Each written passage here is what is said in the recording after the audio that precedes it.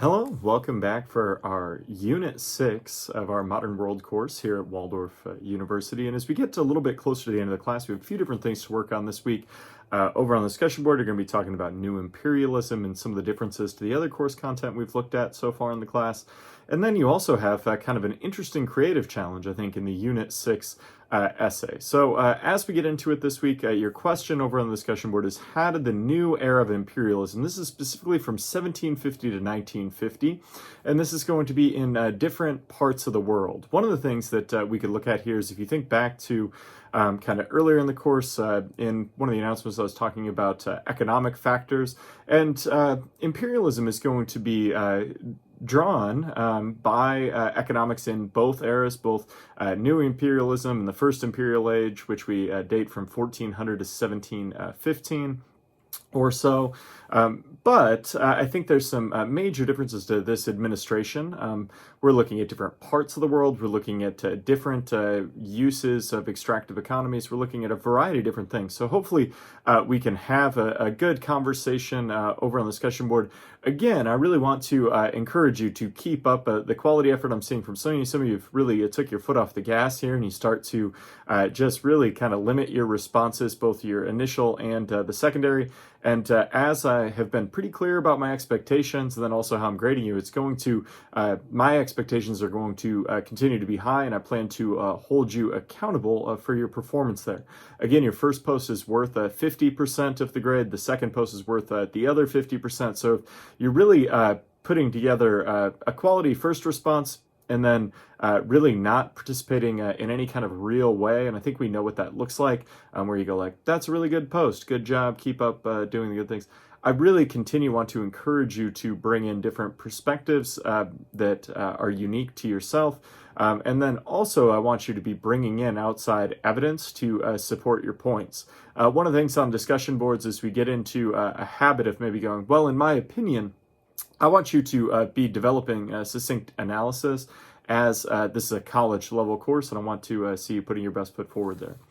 The other thing you have this week is our Unit 6 essay. And so the instructions for this are pretty clear. It talks about colonial powers justified the taking of colonies in Asia and Africa in several different ways. Politically, economically, nationalistically, socially, culturally, and even for reasons of morality. And as we see this time period unfolding, these are things that you could pull into that analysis over on the discussion board of new imperialism, these different motivations. And if you can get a good sense of this out of the text, it's going to help you with your Unit 6 essay here. So one of the things that I want you to do, and the primary kind of goal in this essay, is to take a native culture that came to be a part of a European empire in the time period, which is this, again, 1750 to 1950 time period. And from this native point of view, I want you to write a letter to the editor, kind of expressing your thoughts about how and why your people became a part of that empire. And so that's going to be maybe some of those motivations. You'll have to understand the stuff you have over on the discussion board. But you're also going to be localizing this to a specific people, which will require you to do some outside research. So comment on the rationale for the empire given to you by your imperial masters. So when we look at this relationship between an imperial power and an occupied country, what kind of reasons are that imperial power expressing to these localized people? Maybe you're going to look at a place like the Philippines after the Spanish-American War. We could see the United States becoming an imperial power during that time period, grabbing a foothold in Asia for economic reasons, but largely they're going to express to Filipinos that they are unfit to rule themselves, which is both political, cultural, and there's some kind of moral undertones to that as well. And so as you talk about some of these things, it's interesting, I think, to take the viewpoint of kind of the ruled versus the rulers, and I want you to think about this. Support your position with specific historic evidence is another part of this. And as you do this, you're going to get some insight in the textbook, but it's really going to be difficult to do this without.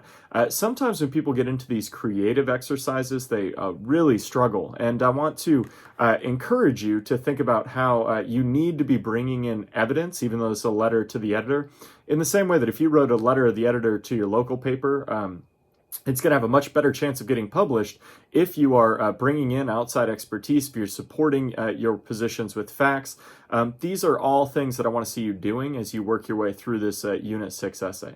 I think we are doing a really good job in the course. Overall, we only have a couple of weeks left, so maybe this is a good time to take a glance forward and see what may be coming down the pipeline and make a plan based on your past performance, what you've got in so far, and then what we have coming to finish out the course in the best way possible. As always, I am here to help put you in position to be successful however I can, so make sure to reach out if you've got different things. I appreciate the hard work you've put in the course so far, and I look forward to the great things you're going to do this week. Good luck.